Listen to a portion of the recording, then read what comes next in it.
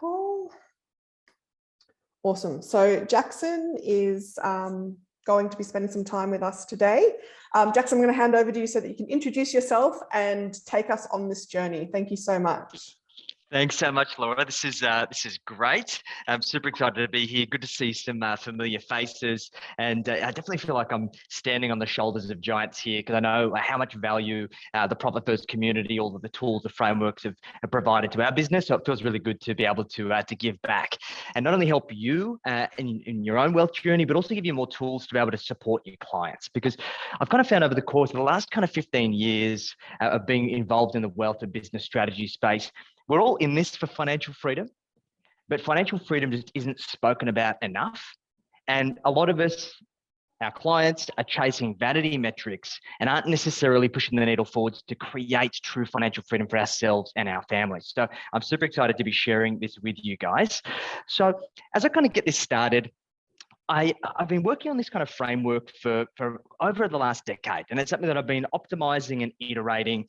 And I want this to be super interactive. I want you to look at the concept that we're going to be going through over the course of the next 90 minutes from the lens of yourself, how you use your business, how you use Profit First as a framework that helps you create financial freedom in your own business, but also how can you implement and use these tools, and you've got complete permission to leverage these tools. I know Victoria used some of these things recently in a presentation that she had into Business Blueprint to be able to bring wealth to the forefront of the conversation, because this is what we're all in this for. So I know that Laura put up a little bit of a quiz, but I'd love to hear from everyone. When I talk about the wealth pyramid, what comes up for you? What jumps out at you? Please leverage the chat. I want this to be a conversation. I want this to be interactive. So please let me know. What do you think of when you think of the wealth pyramid, aside from Egypt? Pyramid selling, Stephen. This is hopefully the complete opposite of pyramid selling. So I hope I can deliver on that if I promise anything. Laura, climbing, 100%. Jody, journey to growing wealth, yep. Victoria, using business profits to purchase other assets that are passive and grow your ultimate wealth. You're talking my language. I love that. Scott, Maslow's, yes, definitely. Beck, strong foundations to scale and grow. All of the above, guys. So really the purpose of this masterclass and the time that we're going to spend together is about helping you understand some of the secrets that I've been working on refining and honing over the better part of the last decade to help my clients build over $1.5 billion in combined wealth. That's allowed me to build a $5 million business that has over 30 staff. We've got about 800 clients around the world now. And ultimately, I've been able to create financial freedom for myself at the age of 32, but it wasn't always that way. For those of you who don't know me, I'm Jackson Millan. I'm also known as the Wealth Mentor. And I started in the advice industry at 19. I'm not an accountant, not a bookkeeper. I'm one of those pesky financial advisors. But like many of you in conversations that we've had, you've been disheartened by the financial services industry, and so was I. I got involved in financial services as a financial advisor to help people like my parents. My parents were business owners. My mum was a hairdresser. She tried very hard to scale a successful business, but she struggled every step of the way. And my old man was a bit of a jack of all trades. He tried his hand at every business that you could possibly imagine and never really stuck to anything long enough to see success. And I wanted to help people like them understand the language of money, because I could see that although they were teaching me good values, they said, Jackson, if you want to be successful, you need to work hard for it. And they were working 16-hour days, 7 days a week for as long as I could remember. But where was the money? And the problem was that they were working for money as opposed to money working for them. And this is where the story of the wealth pyramid starts. Their reality was that when they looked at themselves in the wealth pyramid, without them knowing, that they were at the very bottom. They were stuck at stage one financial battle. They were in a position of just struggling to make ends meet. They would get themselves into a tough situation and they'd work and earn their way out of it. And just as they started to catch a glimpse of getting that comfort, they'd fall back into battle. They were drowning financially. Stage two is where you're treading water. You've got enough to make ends meet, but you've got nothing really left over to make that work for you. No surplus means no wealth. No wealth means no financial freedom. Financial growth You've got surplus. Your business is profitable. You've implemented all of these great strategies that you've learned as being a profit first professional, and you're making that money work for you. You're saving, you're paying down debt, you're building wealth, potentially all of those things. And then we've got stage 4, this highly coveted and often spoken about financial freedom. Well, what does financial freedom actually mean? I'm sure if we went around the grounds here, each of you would define financial freedom differently, even if slightly. What we want to try and do is create a financial freedom plan that achieves 2 simple financial milestones. You can own your home and you can pay it off in full, and you can build enough passive income that you've got the freedom to choose what you do with your time. And then stage 5, financial abundance. Not all of us want it, but this is about getting to a position where you've got more financial means than you know what to do with, and you have the ability to give back that surplus to family, friends, charity, other things that you believe in.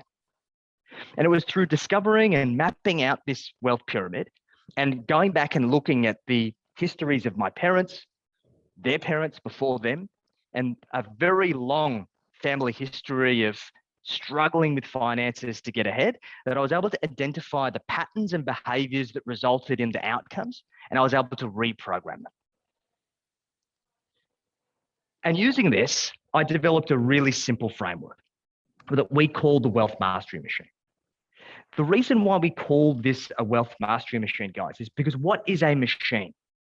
A machine is a tool that produces a regular, consistent, and predictable outcome.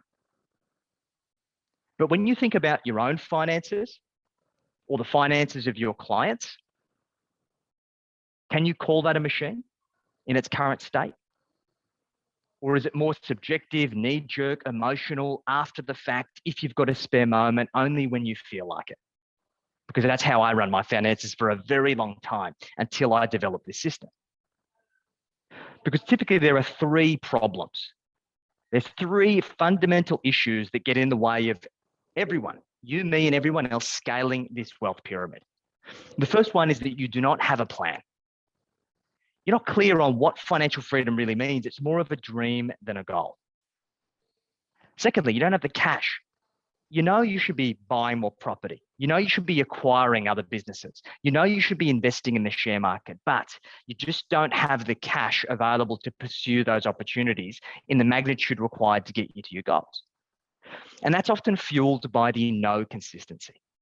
That you have one great month followed by one average one, or one great quarter followed by an average one, or you're just around the corner from another once in a lifetime event that's going to hit you for a 6.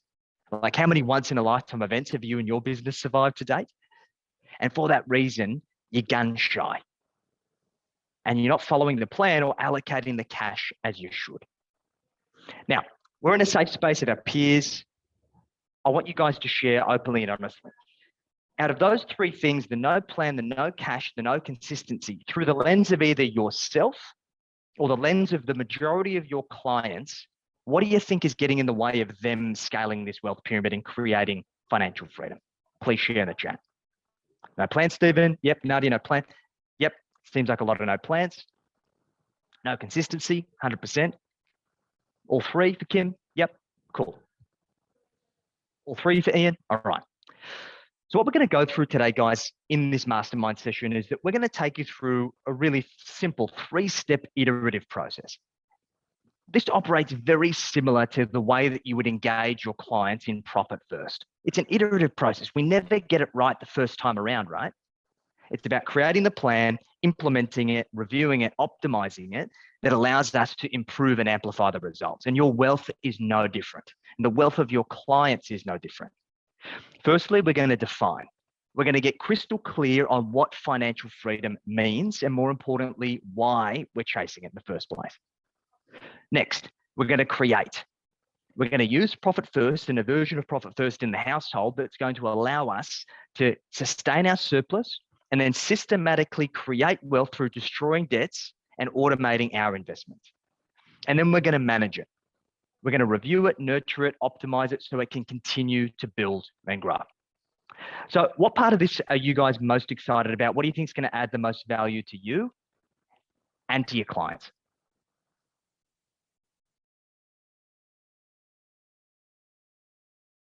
All of it. That's what I like to hear. My ego loves that, Tracy. Thank you. The loaded question.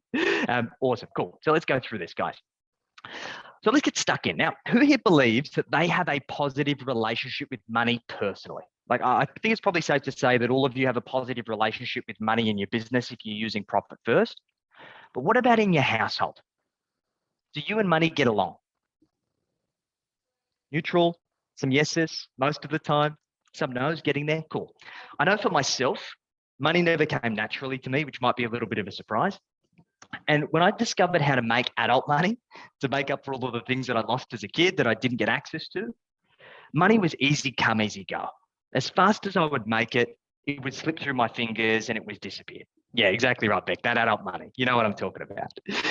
And more often than not, like through working with thousands of clients, this relationship with money, whether it be a bad one, an indifferent one, an okay one, a good one, the things that are getting in the way of it being great or amazing are these 5 things. Let's go deeper on the plan piece, right? Like, who thinks that they're a good planner when it comes to money? Yeah, yep, cool. Right. Because what I find often is that most people are either not planners at all, they just wing it, they deal with money flying by the seat of their pants, or they're one-dimensional planners. They're like a horse with their blinders on, right? They're planning for one goal at a time. Hey, I want to get my business to 50K a month. I want to build up my profit bucket to 20K. I want to buy my home. I want to pay off that debt. I want to buy my next investment property. I want to go on a holiday, right? And what happens? You're focusing on this one goal, but what always occurs is there's another goal that conflicts that comes from the periphery. And because you haven't planned from it, you go, oh shit, I need to make a scarcity-based decision. Who's had that before? It's like that old adage of shrinking yourself wealthy, right? Because you haven't planned for it, you need to make a choice. But what if we could create a 3-dimensional plan that allowed you to map out everything? And then we could reverse engineer this backwards, connect this to your profit first system, and allow you to have your cake and eat it too. But what about education? Let's talk about wealth specifically here. Think back to school, to the lessons that you learned from your parents. How much of those were valuable lifelong lessons that you use day in, day out, week in, week out, month in, month out? Or was your wealth education subjective based on people's first-hand experiences and their rose-tinted glasses on the world? Or did you more so learn about money through the school of hard knocks? Yeah, I had heaps of poor examples of money management as a kid, definitely. Because this is the problem, right? There is no objective operating system for wealth and personal finances. So we often learn through our own mistakes, and those mistakes can be really costly. Yeah, subjective, or work hard for your money, 100%, Laura. And what about support? Aside from this group, who do you speak to openly and honestly to about your money? Good, bad, and indifferent. Because I think as Aussies, like, we suffer from really one or two things, right? We don't want to be the tall poppy of saying, hey, look at me, look at all of the things that I've created. Oh, you're a bit of a bragger. Why are you sharing that? Or you don't want to be the lame duck. You don't want to be the one that seems to be falling behind on your wealth journey. So for that reason, you don't tell anyone about anything. And when you don't share those experiences openly and honestly, do you think they've got power over you? Because I know from my experience, 100%. There were so many things that I was embarrassed about because I was falling behind my peers. Imagine being a financial advisor trying to advise people on the verge of bankruptcy, because that's where I was. But I'm able to now talk openly and honestly about those experiences and own them, so I can take the power those experiences have away. And I've been able to turn that into my success. And then what about bad habits? Particularly through lockdowns and COVID, what were the bad money habits that reared their ugly head in your household? I know one that I've battled with personally has been the online shopping. You tell yourself you're window shopping, and before you know it, you've added all of these things that you didn't necessarily need to your cart, and they just happen to turn up day in and day out at your doorstep. Traveling Australia for 9 months did wonders for that, by the way, because you don't have a fixed address to get stuff posted to. The alcohol shopping, yep, I hear you, Kim. And what about control? Much like what we talk about in terms of the profit first system, where we speak to our clients about that kind of cash flow creep, right? We talk to them about their business. They've had a crack a month. They go look at their business bank account. They open up their online banking and they go, oh shit, where did that money go? Have you ever experienced the same thing in terms of your personal bank account? So out of these 5 things, the no plan, the no education, the no support, the bad habits, the no control, which ones are playing out and having the most impact over you right now?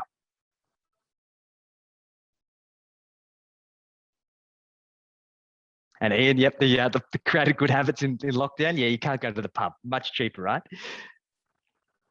Cool. Thanks for sharing, guys. All right, cool.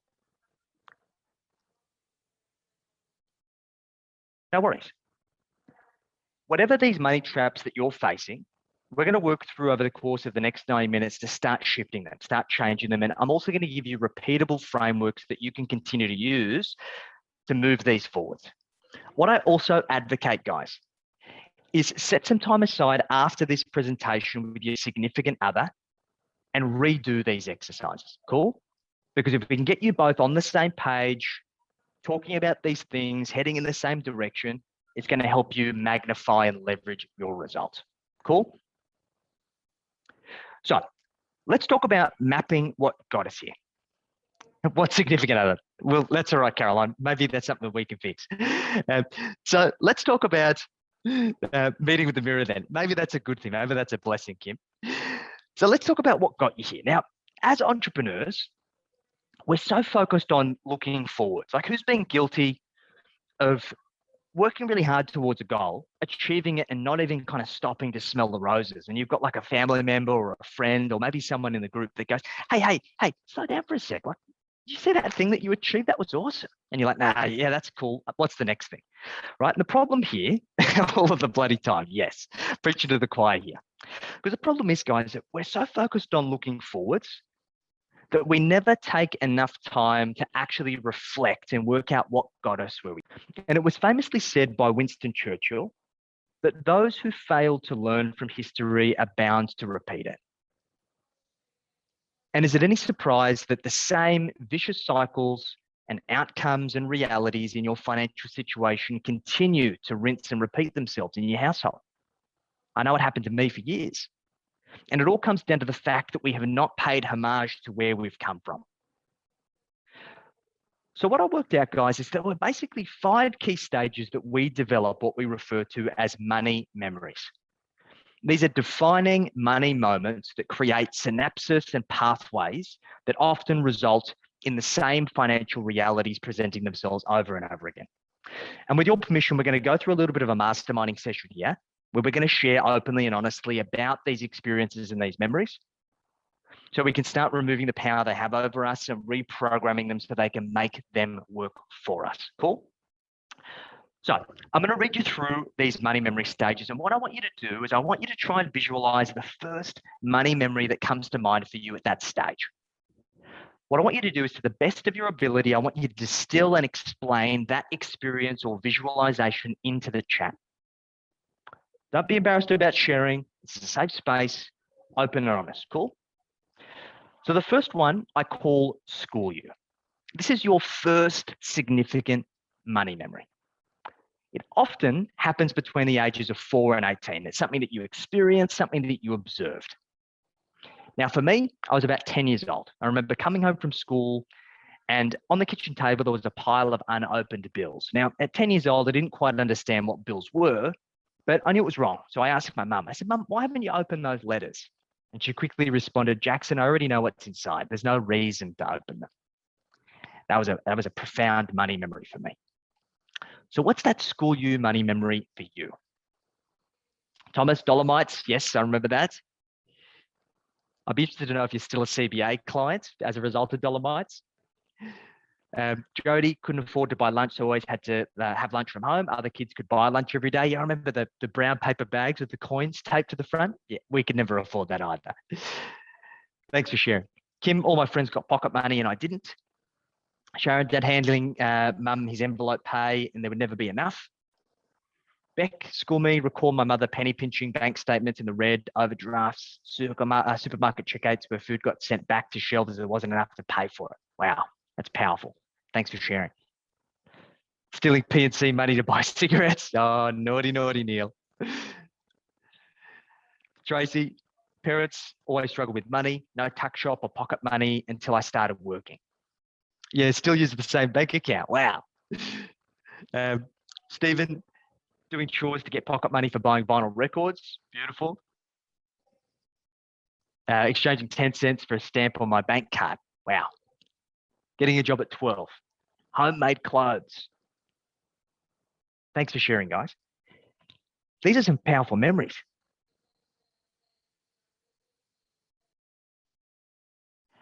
Now, once you've got your school you, we now fast forward to real world you. Real world you is when you became an adult financially. Maybe it's when you left home. Maybe it's when you got your first full-time job. This is when you kind of had that moment where, how kind of Mike calls it, the come to Jesus moment, where you go, oh shit, this is what being an adult's all about, right? I know for me, I got my first full-time job. I thought I'd done good to negotiate a great salary. And we got paid monthly in this job. So I hung out for an entire month to get paid. And I'd basically already spent all of the money in my head. And then I opened my online banking and I checked my bank balance. And I go, I've been shortchanged. So I sat down with my boss and then he pulled out my pay slip and he explains PAYG tax and superannuation contributions. And I'm like, oh shit, okay, that's a good thing to learn. It was a little bit of a harsh reality, but that was my first lesson for the tax man. So what's that first real world you money memory that jumps out?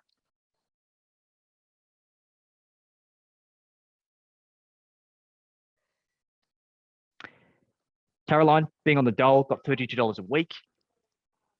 Tracy, splitting funds to pay utilities, food, rent, etc. Then having to have some left over for fun. Ian, barely enough to cover rent. Catherine, no way did I negotiate my salary, took what you got. Yeah, here. I was very cheeky. Sharon, living in Sydney as a student and only having enough to buy the bus trip home. Wow. Beck, being irresponsible, getting folks to bail me out. Tracy, always having to budget me extremely careful with money to make sure I had enough to cover basic needs. Thanks for sharing. Kim, getting loans or credit cards easily, but not knowing how to pay them back. Yes. The envelope system, Sandra. That's a blast from the past. Awesome. Thanks for sharing, guys. Now let's fast forward to Street Fighter You. This is when you started your first business. What was your first money memory that comes to mind with your first business? I know for me, my first business, I thought I'd done quite well. I thought I'd set aside enough money for tax. 12 months went by. I went to sit down with my accountant to do my financial statements and tax returns. And he said, congratulations, Jackson, you've had a cracker year. You've got a $50,000 tax bill and you've got 30 days to pay it. Good luck. See you next year. Oh, shit. I haven't saved $50,000. Wasn't expecting that. And I ended up having to go on a payment plan, general interest charges, trying to save tax as you go. You guys know the story. You've maybe experienced this yourself or guided your clients through it. That was tough. So what was that Street Fighter You money memory? Sharon, selling burgers and chips to missionaries in PNG. It was amazing. We made a great profit. Beautiful. Taking advantage of an opportunity. That's great. Beck, paying myself $3,000 for the month, knowing that I didn't have to earn a heap as I had a rich husband at the time. No financial pressure. Thanks for sharing. Yep, Tracy, first business was eye-opening and stressful with no guaranteed income. Yep, the leap of faith. Neil, paying everyone else and me living on a credit card. Yes, I hear. Been there. Laura, first business was because I'd hit rock bottom, never wanted to be in that position again. Master of your own destiny, right? Beautiful. Vanessa, yep, got made redundant when I was 3 months pregnant after 4 rounds of IVF and up to my ears in debt. Then I started a bookkeeping business as no one would hire me. Wow, beautiful. Creating your own opportunity. Thanks for sharing, guys. Now, what about growth year? This is when you really started to hit your strides in business. You could see the light at the end of the tunnel. You could see the light through the trees. You could see the hard work paying off. For me personally, it was crossing over my first 7 figures in a year in business. Up until that point, I really struggled with self-limiting beliefs. I had a little voice in my head telling me that I was a fraud and I was a failure and I was unworthy and the gig was going to be up and I was going to lose everything. And I saw an interview with Bill Gates. And the reporter asked Bill, he said, Bill, have you ever had issues with self-limiting beliefs? And he said, of course, every single day. And my ears pricked up. And the reporter, shocked, said, okay, what are they and how do you deal with them? And he said, well, I've got this little voice in my head and almost verbatim says that I'm a fraud, I'm a failure, I'm not worthy, the gig's going to be up and I'm going to lose everything. And how I deal with it is that I've made it my life's mission to go on each and every single day of my life in spite of that voice. Light bulb moment for me. Everything clicked. Because I realized that I'd spent my entire life up to this moment moving away from pain, not towards pleasure. Because I learned from my parents on the wealth pyramid to operate based on being in financial battle right at the very bottom of the wealth pyramid. That's how I was operating, even though I'd moved well beyond that level in terms of my financial results. So what's that growth you money memory? It was all about knowing what I really needed as a human, mindset and scarcity left. Finances flourished back. Beautiful. I love that. Vanessa growing PFA from just me and business partner from nothing to me and 7 staff. Amazing. That's amazing. With the profit and a vault account. Yes, that's critical, right? Caroline, realizing I needed more time for me instead of having to give it all to clients. Beautiful. Sandra, learning it's okay to be wealthy and want to be wealthy. Yes. Catherine, learning to pay ourselves. Tracy, that's okay. We're going to get there. So this takes us to current you. I want you to look back on school you, real world you, street fighter you, growth you. And I want you to try and pay attention to the patterns, the constants, the habits, the behaviors that keep showing up. What can you see when you reflect? What history is repeating itself? For me, it was that transition from moving away from pain constantly to moving towards pleasure. I'd always knew I could get myself out of a shit situation. I'd spent my entire life doing it. My parents spent their entire life doing it. But that doesn't always serve you, because one of my mentors always said to me, the situations you learn to survive, your survival can ultimately depend upon.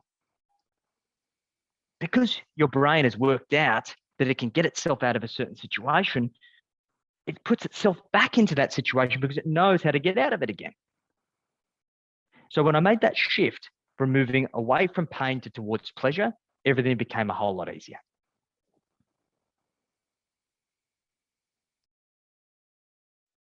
Jody, keep getting pulled back into the business. Understand? Caroline, still have trouble spending money in my personal life, but spending too much on training courses in business. Thank you for sharing. Beck, nothing in my way financially. I don't want much. More about personal life and development goals. Beautiful. As long as we can understand and work out the drivers, then we can use them, which is awesome. Vanessa, stepping out of operations of business and trusting in my amazing team so I could be a mum as well. Cool. All right. So look at your trajectory to date, guys. Do you believe that your trajectory, the history that you can see through all of these stages and what's brought you to where you are, do you think that's going to be able to get you to financial freedom, or does something need to change?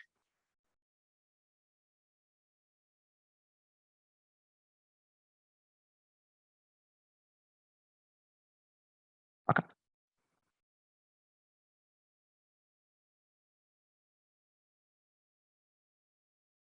And whatever the answer to that, great. Because at least now you know. Because a quick pulse check here, guys. When was the last time that you stopped and did a reflection exercise like this? Never? Yeah. Too long ago? Quarterly? Great, Thomas. It's great. I'd probably say that's the optimal time frame. Laura, monthly? Great.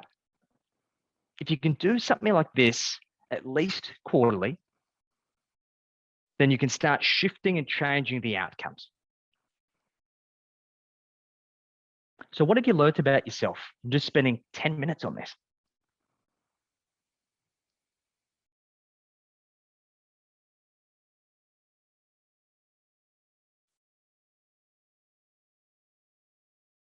Like planning? That's okay. I'm going to give you some cool tools that are going to help with that, Catherine.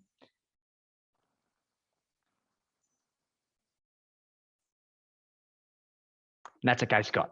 We've got plenty of time ahead, mate. You're still a spring chook. We're going to get you out on sailing the 7 seas in no time.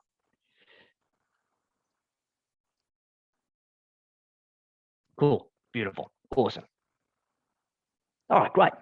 Great to see we're getting some good takeouts here, which is awesome. Cool. Yes, I think, Sandra, you hit the nail on the head. What's interesting here, guys, is that a lot of you have had negative or challenging financial experiences. And look what you do for a living. Look at your business. You've converted all of these amazing life experiences into an income stream where you can teach people and impart your experiences to help them create amazing breakthroughs that are worth hundreds of thousands, if not millions of dollars in opportunity cost over the remainder of their lifetimes. Don't be the plumber with the leaky taps. Put yourself first. Much like you put your profit first, right? So good segue. Let's talk about defining the destination. Similarly, we spoke about the one-dimensional planning principle, the lack of planning, not enough planning, not frequent enough. So much like the reflection, when was the last time that you actually sat down and asked yourself what you really wanted? Park the business for a moment. Don't worry about the revenue goals and the profit goals. When was the last time you asked yourself what you wanted?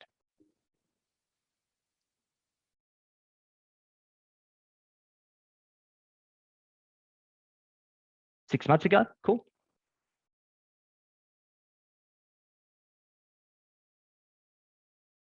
Can't remember.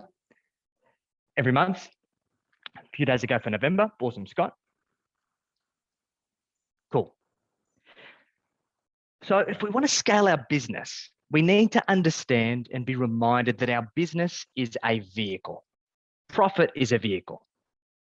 We aren't working for profit. We're working for outcomes, personal outcomes, experiences, freedoms, opportunities that we are creating outside of our business. But how many business owners do you know that are truly free? Or how many people have just created another job for themselves?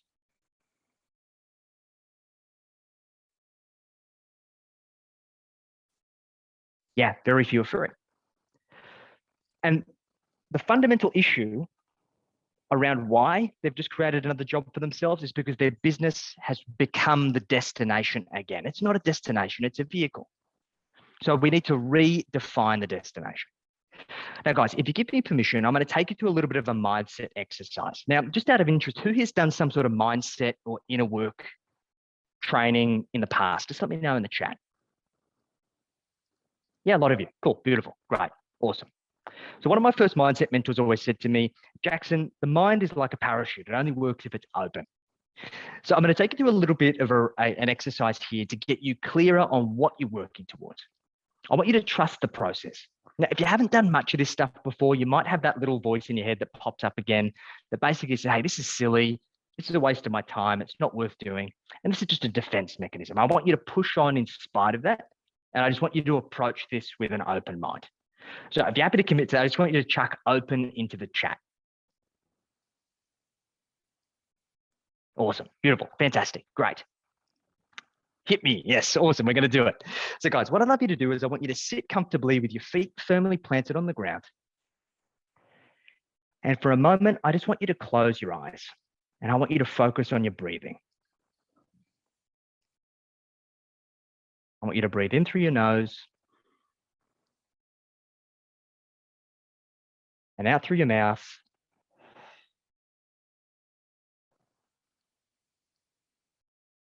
And I want you to clear your mind. Be present in the moment and let go of any stress and anxiety.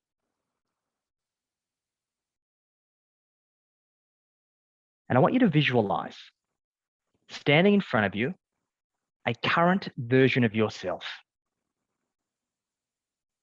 And standing in front of you now, as you visualize this current version of yourself, I want you to pay attention to what you can see, what you can hear, and what you can feel.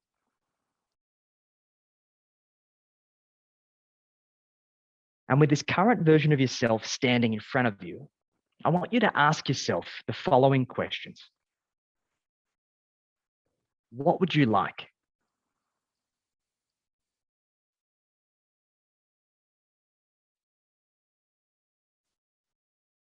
What would you like?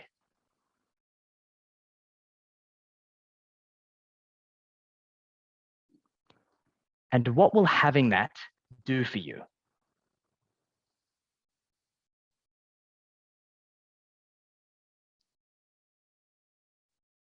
And what will having that do for you?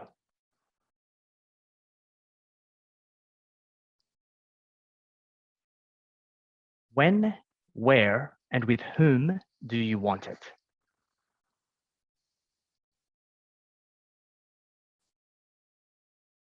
When, where, and with whom do you want it?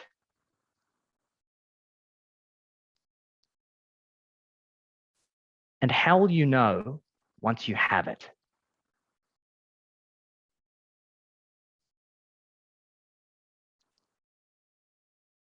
And how will you know once you have it?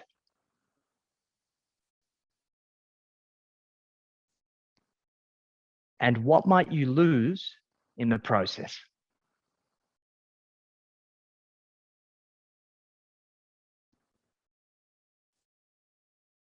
And what might you lose in the process?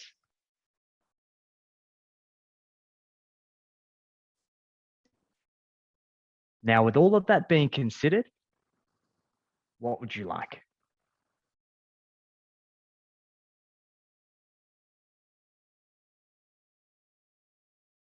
Now, with all of that being considered, what would you like?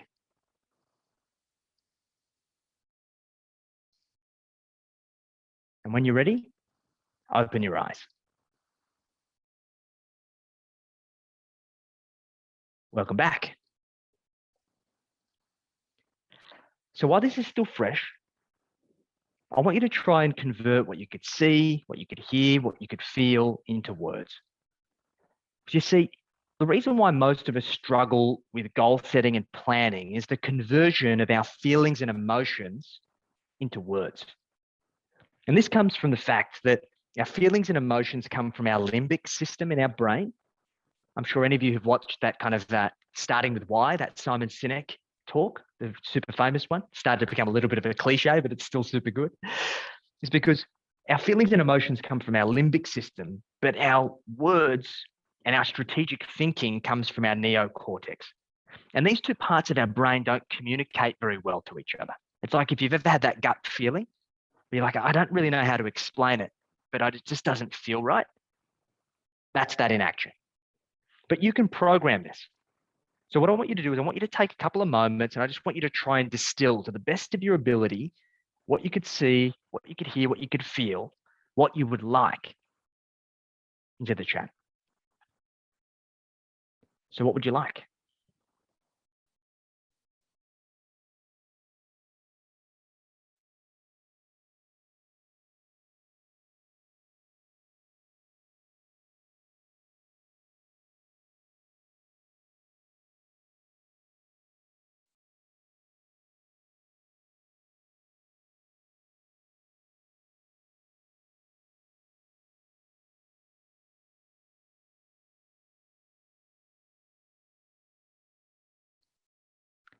Ian, 3 months in Europe, No work to do, enjoying culture with my wife. Beautiful, Ian. That's amazing. Scott, finish my boat and have time to sail her. Amazing. Stephen, have a business that runs by itself. Beautiful. Thomas, 3 months per year over in Russia for my family and I, the ability to choose when to work on it. April, launch a canoe on the lake with my dog whilst my business keeps going. Beautiful. I love that. Beck, a business that allows me to experience love, connection, growth, warmth, financial stability, and adventure. A bit of digital nomad, minimalist model. I just did 9 months of that, Beck, so you're talking my language.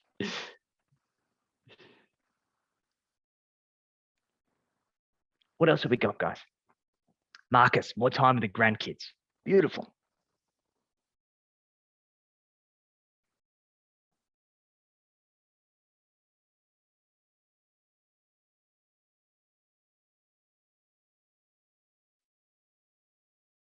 Tracy, a business that gives me more financial stability to spend more quality time with my family, creating memories. Yes. Najma, my business on autopilot. Awesome. Katie, travel with my family and my business is easy and fun. That's what we all want. I love that. Craig, I want time and space to be able to do what I want, when I want, with whom I want. I don't want to be tied to other people's agendas. Yes. Expectations or pressure.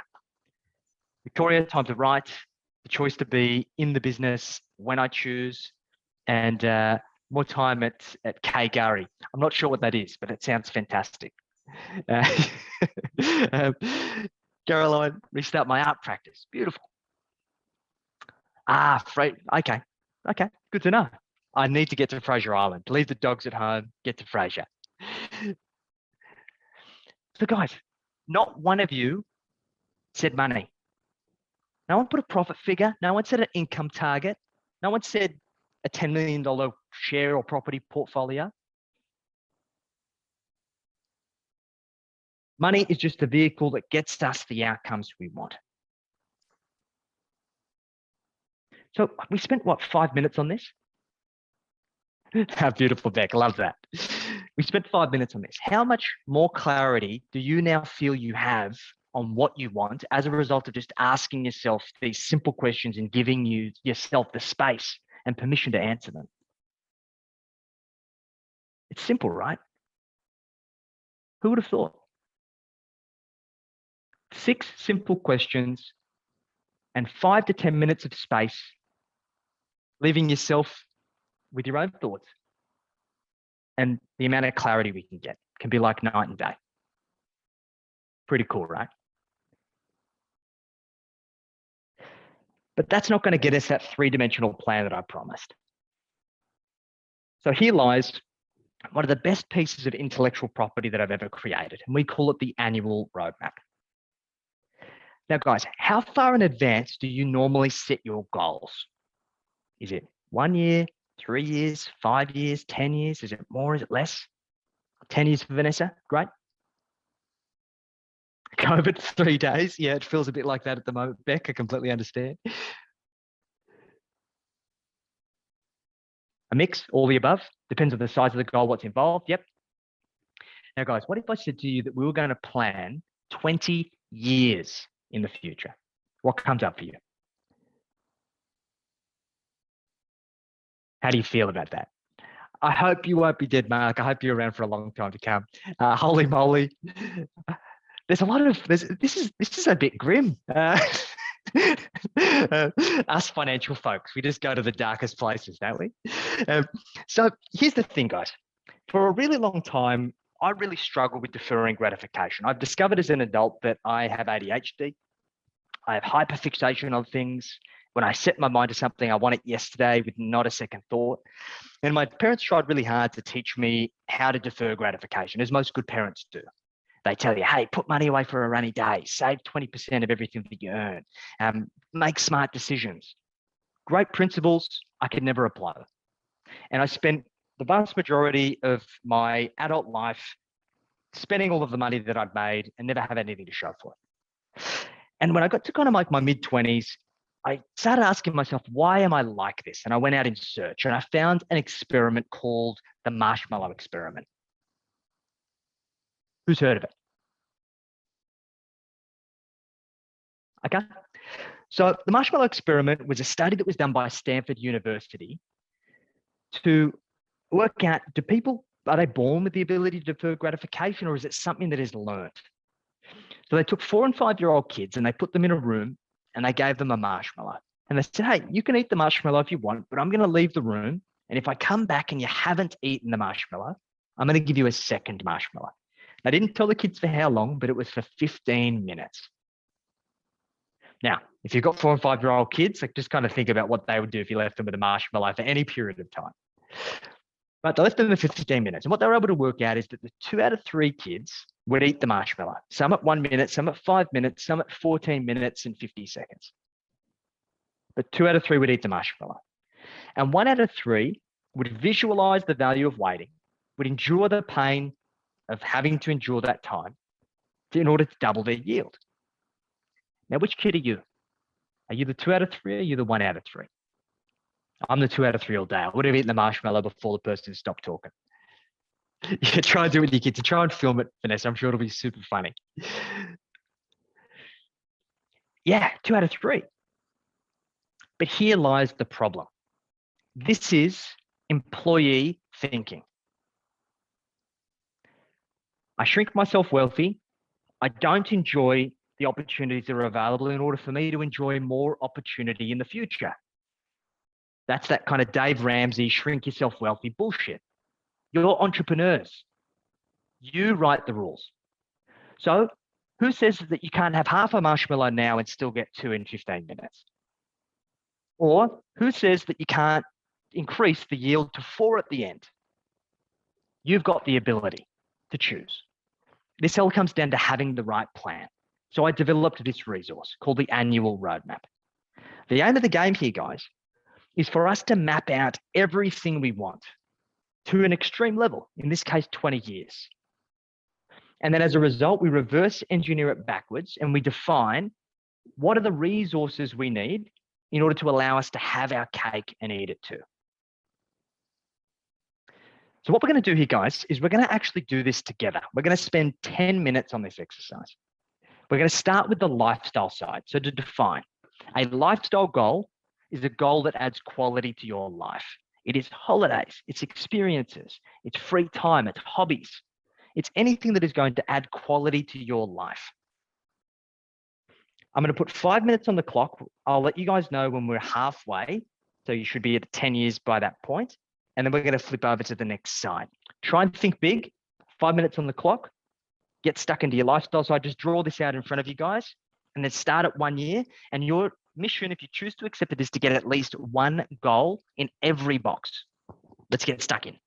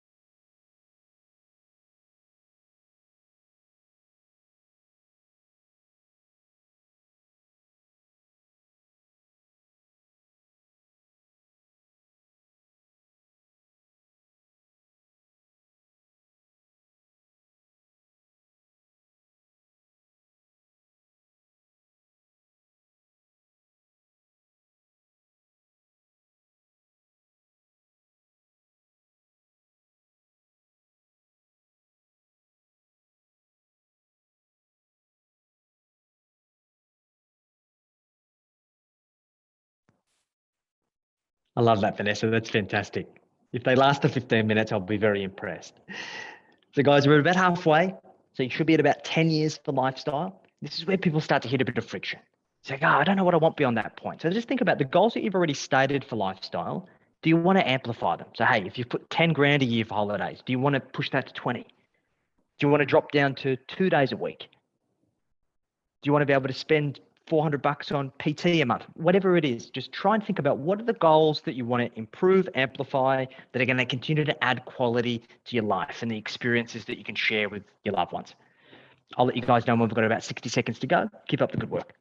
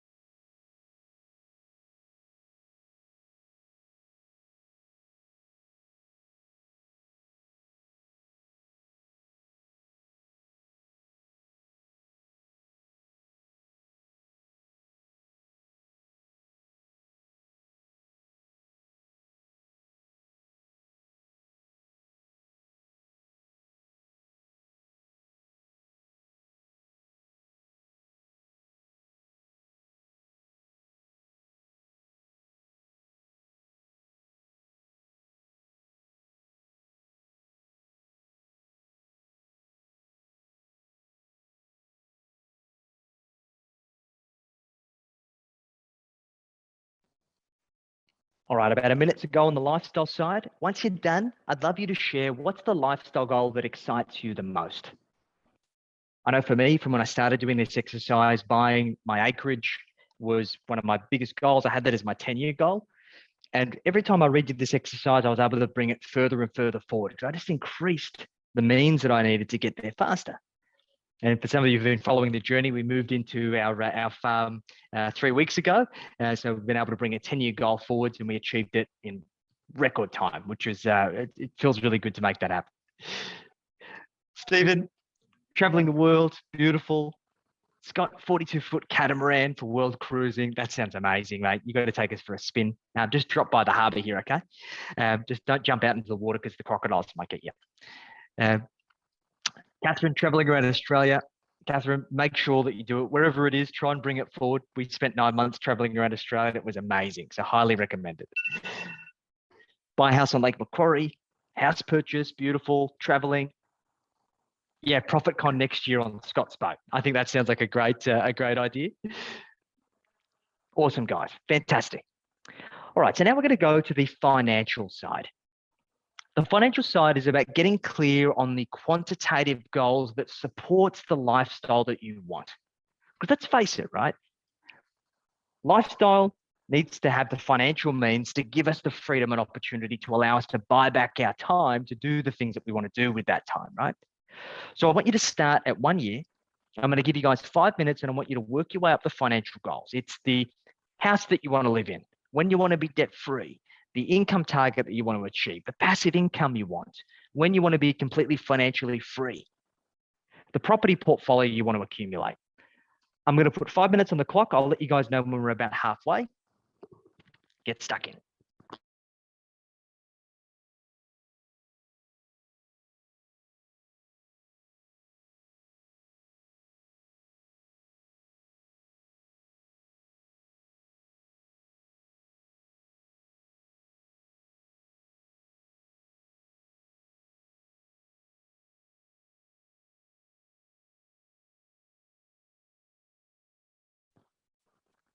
Awesome, Caroline. So if you're already there, if you're already at financial freedom, try and map out what financial abundance looks like. So what do you want to do with your surplus means? Do you want to give back, family, friends, charity? What does your legacy look like? Try and keep that in mind.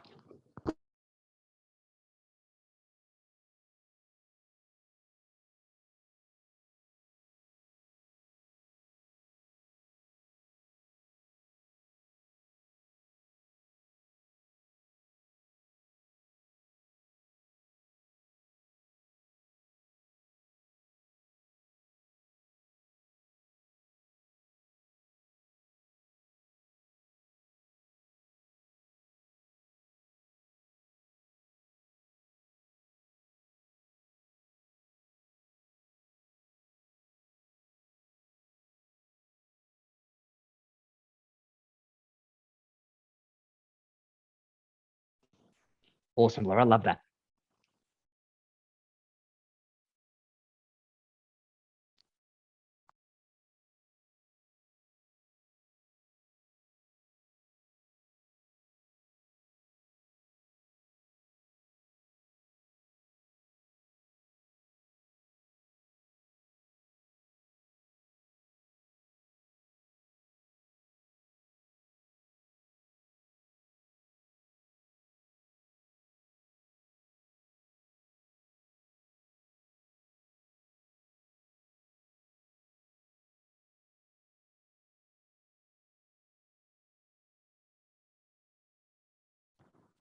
So you should be about halfway on the financial side. Try and quantify to the best of your ability. So if you want to buy a house that you're going to retire on in the beach, what's it worth in today's dollars? Because we can always index it with inflation and the growth rates to work out what it's likely going to be worth in the future. If you want to be able to have passive income, how much? So really try and quantify those goals, guys.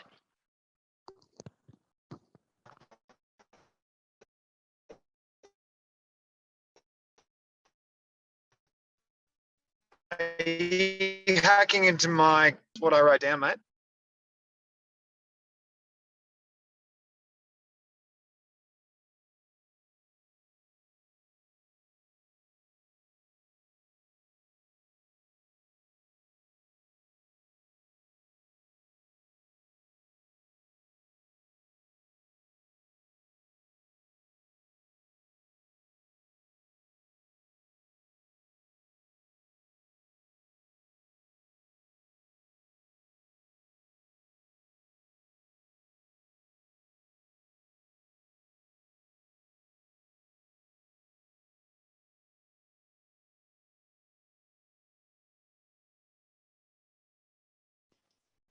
Awesome, Victoria. That's great.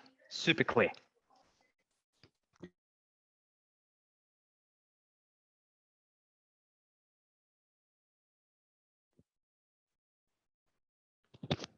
So we've got about a minute to go, guys. Once you're done, please share what's the financial goal that you're most excited about achieving.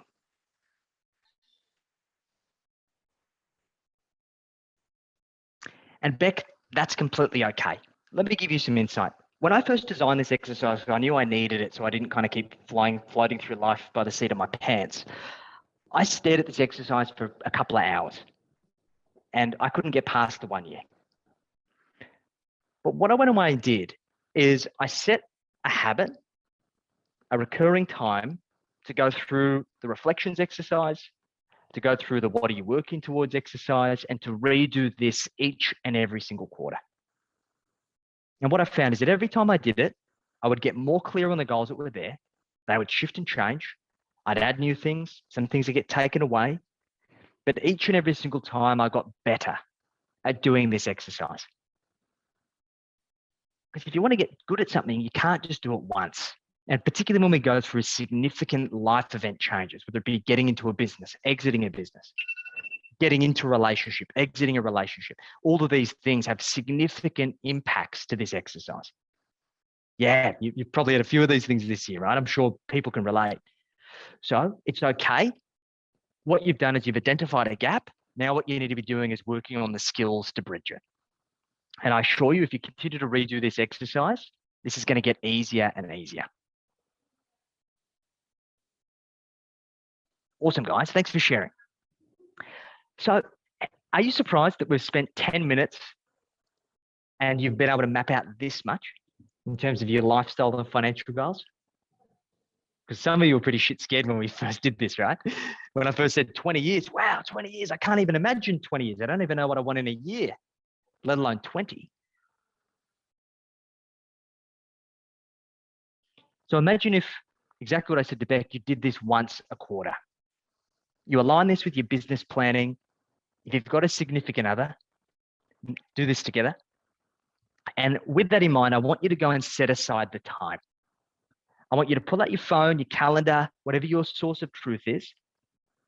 And I want you to block out a recurring calendar invite to yourself for 90 minutes each and every single quarter. So in this case, it'll be the 3rd of January. And I want you to set that reminder recurring every 90 days for 90 minutes indefinitely. What you're going to call it is you're going to call it the annual roadmap refresh. You guys are going to get all of these slide decks and all of the worksheets after ProfitCon, so you can update them and add them to your calendar invite. But I just want you to go and block out that time and make sure that it's recurring, because the same principles apply. What gets tracked gets measured. What gets measured gets improved. The more often that you repeat and redo this exercise, the more clarity you're going to get. So once you've got that blocked out in your diary, just let me know in the chat. Awesome, Vanessa. Beautiful, Tracy. Good work.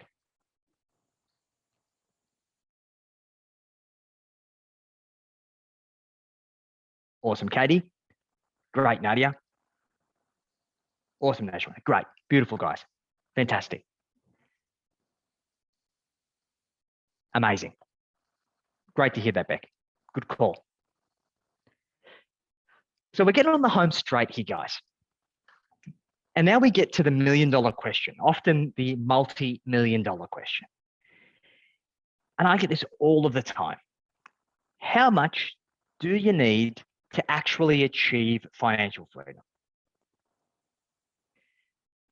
So if you look at your roadmap, you look at the goals that you've set, for you to be financially free, for you to have the lifestyle that you want, for you to be able to do what you want, when you want, with whom you want, if you even want to do it at all, how much do you think you need to have coming in passively a year for you to have complete freedom of choice to live life on your own terms?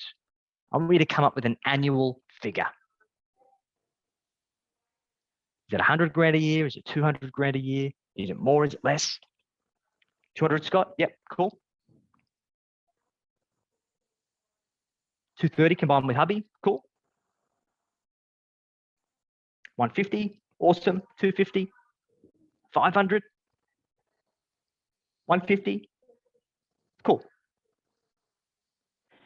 Now, how much wealth do you think you need to produce that level of income in perpetuity? Meaning it will never run out. It will last beyond your life expectancy.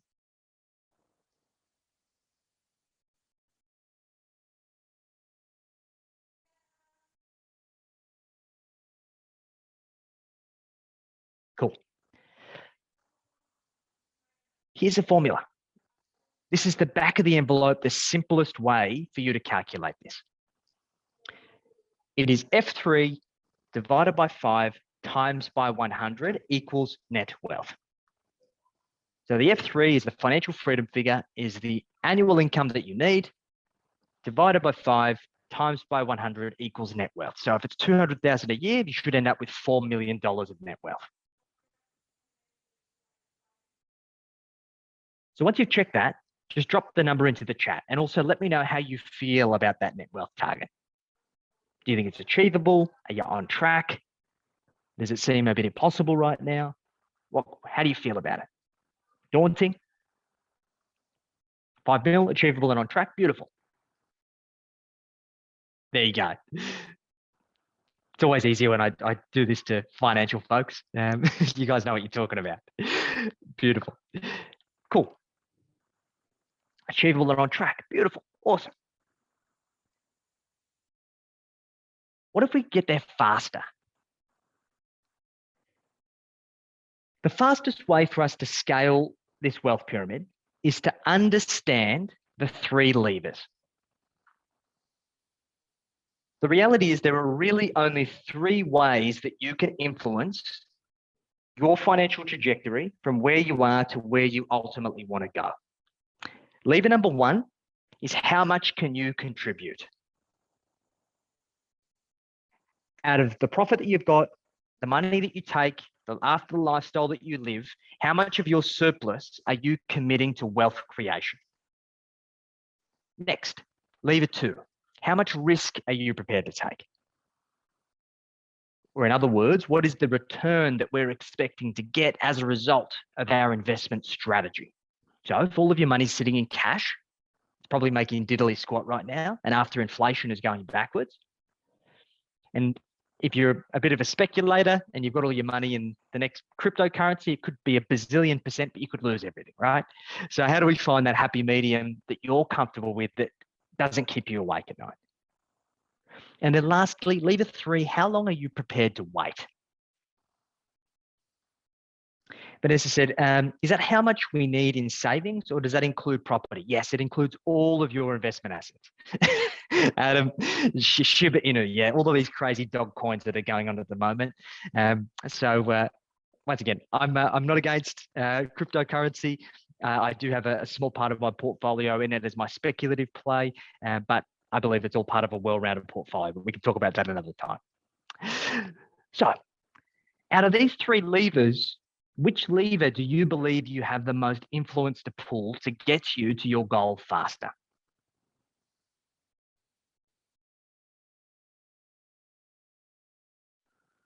Who would have guessed that you're all profit first folks, right? Sure, you can pull lever 2. You might want to take more risk, but that is an external factor that you have no influence over. You can't really control what the market does, right? But what you can control is how much surplus you have, how much income you pay yourself, how much profit you create. So we're going to go through a really simple exercise here, guys. I'm just going to chuck this link up in the chat. Give me 1 second. It's a really simple calculator that's just going to help you kick the tires on your current trajectory. Let me just chuck this into the chat for you. It should look something like this. Let me just open it up. Bear with me while I share my screen. I've got a very rudimentary tech set up at the moment. Should look like this. Hopefully the link works. If it works, just let me know in the chat. Just want to make sure you've all got there. Beautiful. Awesome. Great. So once again, back of the envelope, pulse check on your finances and your current trajectory to financial freedom. First thing, let's chuck in your current investment assets. Let me just give you another link. Sorry, Aisha, because I know some of you might be struggling with copy and pasting. That one should be a hyperlink that'll take you right there. So current account balance is your current investment assets, which might be cash at the bank. It might be investment properties. It might be share portfolios. It might be super or Kiwi savers. It's any investment assets that does not include your home and does not include your business. So let's say for argument's sake, we're starting with 300,000, okay? Savings goal. This is the net worth goal that you're chasing. So let's assume that that's 4 million. It's the number that you got from the last formula that we did. Interest rate. I want you all to start with 8%. We always start with 8% as our benchmark. The reason for it is that we can go and get a diversified, low-cost index portfolio with Vanguard that has always produced an average of an 8% return in a balanced portfolio without having to do anything sexy or sophisticated. Sure, the market's going to go up and down, but over the long term, it's not that hard to get 8%. And then the last thing I want you to do is I want you to work out how much do you think you could contribute to your portfolio, even if you're not doing it right now, each and every single month. And once you've done scenario 1, I just want you to copy whatever this time frame is, and I want you to chuck it into the chat for me. Cool? So just to recap, current account balance is your current investment assets, excluding your home and your business. Savings goal is your net wealth goal. Interest rate, let's all start with 8%. We can adjust this depending on your risk tolerance, and then play with the regular deposit lever based on what you think you could contribute to your investments now. How long does it take you based on your first scenario? Okay. Caroline, crushing it. You're already there. Super as well, Scott, definitely.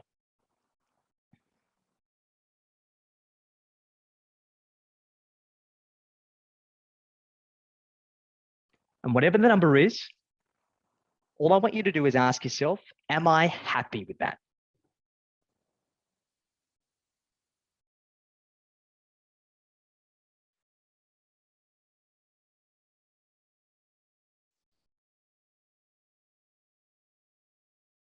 And that's okay. Start pulling the levers, guys. Yep, include super as well, please.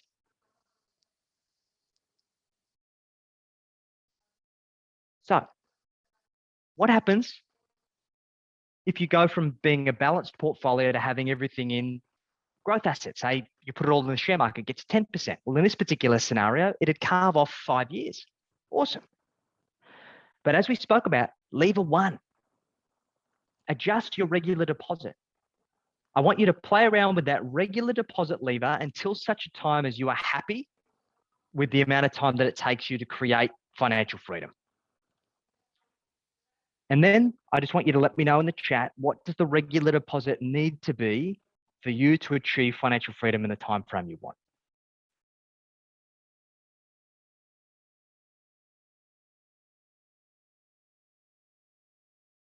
Yeah, beautiful. Awesome, Victoria. Perfect.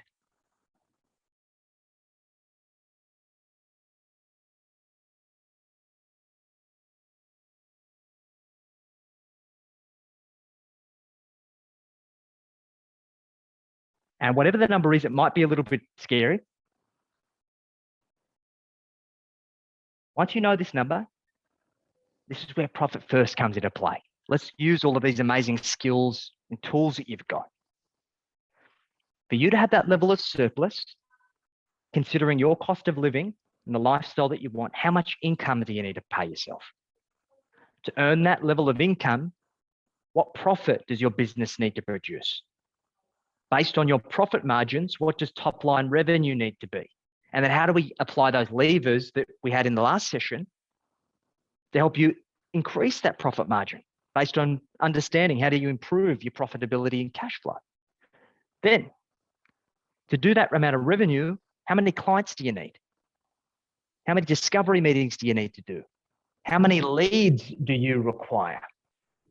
Because if I can help you connect your activity in your business to the outcomes that are truly important to you, how much more motivated are you going to be to find that $7,000 a month in surplus, as an example?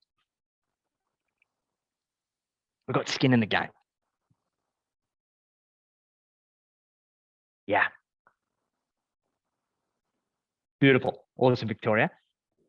And the other part is, I want to under promise and over deliver here. This doesn't factor leverage. Like if we're buying good quality investment properties and we're using the bank's money, we're using creative ways to optimize your cash and profits to be able to get more surplus. There's plenty of sexy things that we can do to layer on top of this to get you there even faster. So the reality is this should be worst case.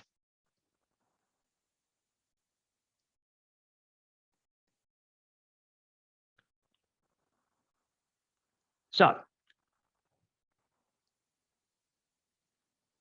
we've got some time here, guys. Bit of time for questions, getting clear on your next steps. It was always said to me by one of my mentors, a good idea in theory remains exactly that, just a good idea, unless you put it into place. So what good ideas have you got today? What good ideas have you been reminded of that you might have heard about in the past that you're going to take away and implement, improve, and action that are going to help you push the needle forwards when it comes to your wealth and the wealth of your clients?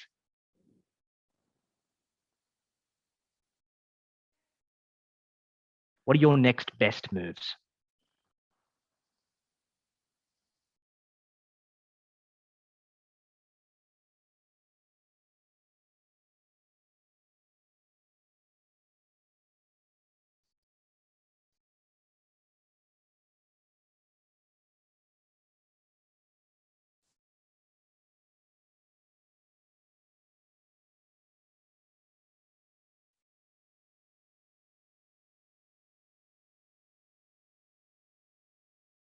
Yes, Jody, 100%.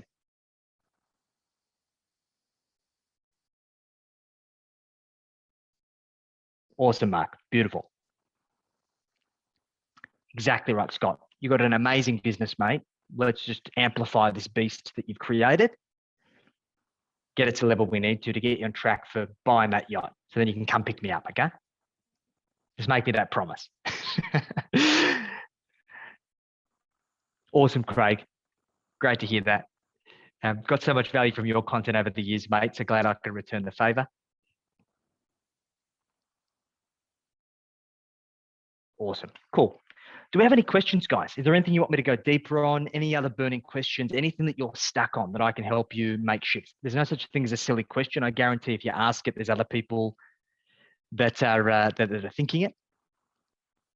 And this is the point, Laura. And I'm going to use some of your approach. What do you need to charge out your profit first plans in order for you to achieve financial freedom in the time frame you want? Speaking my language, I love it. That's it. I've tried and pay attention around here, Laura. At least 7K a month. Yes, exactly right, Vanessa.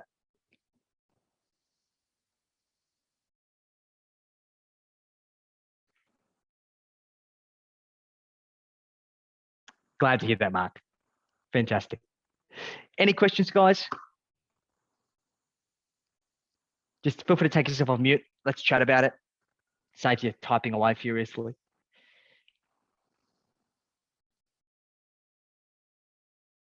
That's okay, guys. Look, I'm a peer here. If you've got any questions, if you need help with any of this stuff, please reach out to me. Don't be a stranger. Add me on Facebook, shoot me a message, give me a call. Door's always open, always here to help.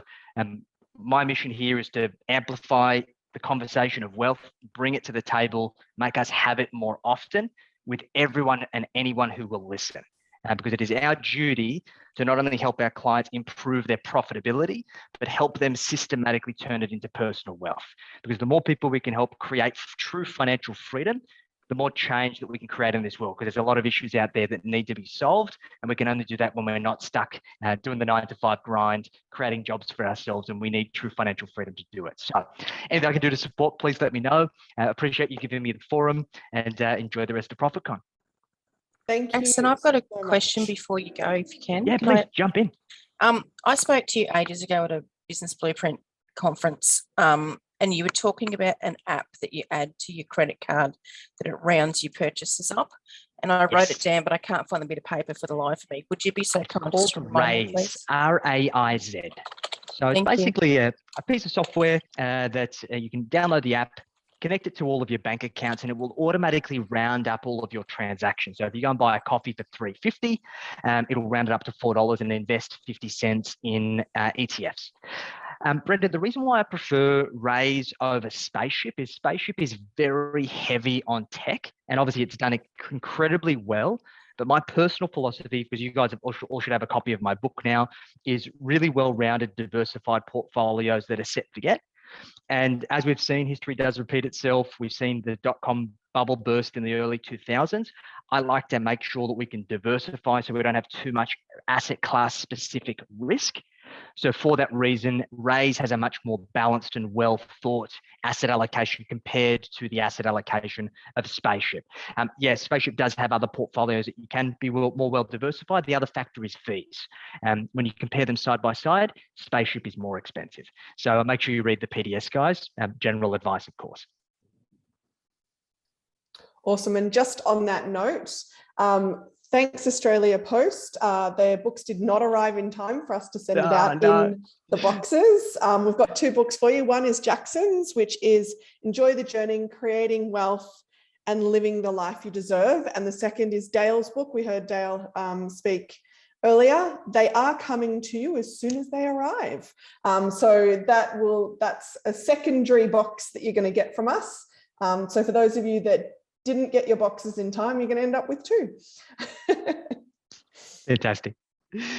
Awesome. Thank you so much, Jackson. If anyone has any thoughts, comments, or questions before we wrap up this section, please just unmute and jump in. I do. Great. Go ahead. Sorry. Okay, so I'm going to get a little vulnerable here. So I do this work with my clients and they find it so powerful, and we reverse engineer it right down to whatever their product or service is. So they have a game plan on, how much they need to sell every week. I feel like the cobbler has no shoes, because even though I know all of this for myself and I do this, so, like they tell me it's really powerful stuff for them. I have a real problem with comparison, and I just you know, I have had some financial trauma in my adult life. Like, until I started my first business, I had a really nice childhood and never really had to worry so much about money, and then went into big corporate jobs, then started my business, had financial trauma, and I don't feel like emotionally I've ever recovered from that. And so even though I sort of intellectually know I'm doing okay, I just have a really hard time with not comparing myself, and therefore not having regrets about, those mistakes I've made. I appreciate you sorry. sharing so much, That was- Jennifer. Yeah. Look, when this is so important, we need to be able to share openly and honestly, and I urge you all to do the same. But I definitely resonate with what you're saying. I was very similar for a very long amount of time, and this is the exact reason why I spend over $100,000 a year on personal and professional development, because I know I get a multiple ROI on that investment. But I used to be the plumber with the leaky taps, and because I'm so busy serving my community and my clients and my team, I put myself last. And you need somebody else who's going to give you that kick up the bum and make you put yourself first. Not a pitch for me. Just find yourself a coach, a mentor, a confidant, somebody who can hold you to the standard that you hold your clients, and make sure that they bring these conversations to the forefront. Do yourself the service to make that investment in yourself. And that goes for all of you. Cool. All right. Thank you. Thank you. And it's part of why I love this community, is because I do feel safe, like, bringing this stuff up. And it seems like you're not alone, Jennifer. I'm not the only one that's got a very similar story to you. So we're all here to support. Remember, rising tides lift all ships. So if you need help, just put your hand up. And I'm more than happy to support. And I'm sure everyone here would be happy to support you as well. So let's continue the conversation. Thank you. Awesome. We have another question in the comments, which is from Beck. Where would a novice go to learn about investing? I've heard of a really good book, Beck, that's going to be in the post for you shortly. So my first book, Enjoy the Journey, Creating Wealth and Living the Life You Desire, was written for that exact reason. I originally read Barefoot. I'm sure most of you have read Barefoot. I think Barefoot's fantastic. But Barefoot, the system is not for us as entrepreneurs. It just doesn't work because it is meant for mums and dads. So I wrote a version of kind of Barefoot for more sophisticated entrepreneurs and business owners. So if you go through that, that's going to be a really great starting point. And then beyond that, basically that's going to be your first point of call. I've got also a heap of resources. So if you go into my profile on Facebook, and I've got a stack of links on my profile, and you just got to work through and just add those financial tools to your kit bag and put them into action. As you can probably see from today, it's super simple. You just got to follow the motions and make a habit of it.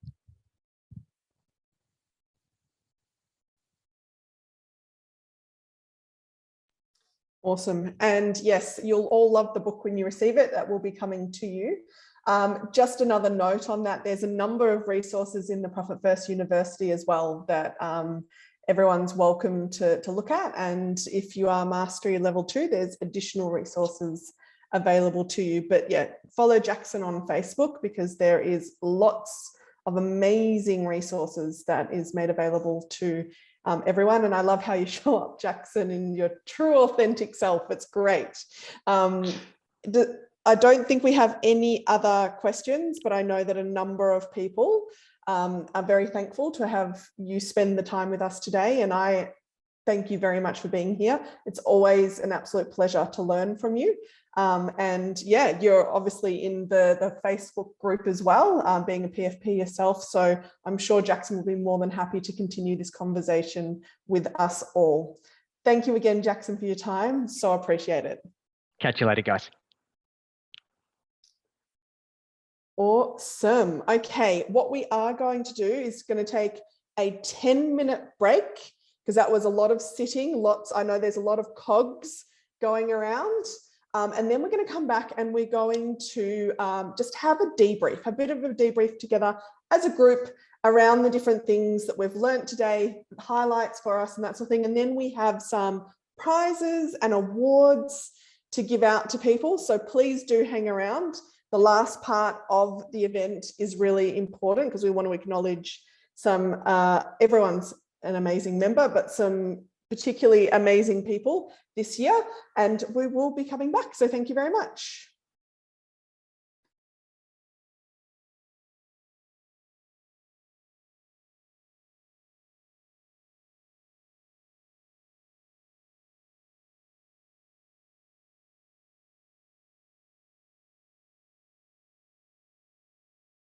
I do my hair toss, check my nails.